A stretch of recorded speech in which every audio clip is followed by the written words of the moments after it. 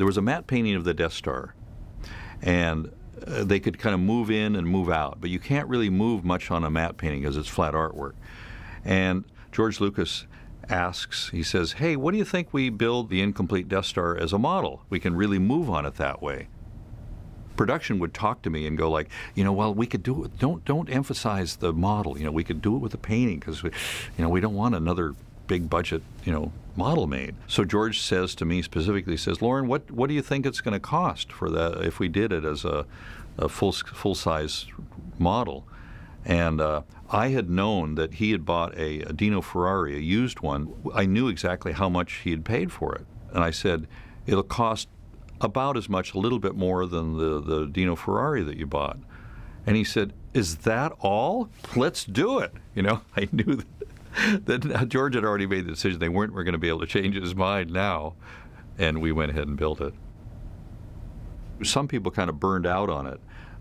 Bill George at the time was a new employee, and he was so enthusiastic. For a while there, it was kind of the catch-all. If you were on another project and maybe your next one wasn't going to start for a few days or a week, Lauren would put you, go work on the Death Star. It was this just big behemoth of a project, so people would work on it a little bit and then they'd just want to get away from it because it was so overwhelming. By the time I was assigned to it, the form was already there. It's pretty big. It's about 5.5 feet in diameter. The form was there. The pieces that were under construction had been cut out. And what was next was all the little teeny filigree detail that represented the girders and the under construction area. And so that's the part that I kind of grabbed onto and took the lead on. We knew from the drawings that it had to look like miniature iron girders and all kinds of wire structure and everything was used to put it together so that the inside had a structure. You couldn't just cut it away and say it was just a shell. That wouldn't be a good payoff. One of the ideas that Lorne had, which we ended up using, was to use acid-etched brass for a lot of that fine filigree detail.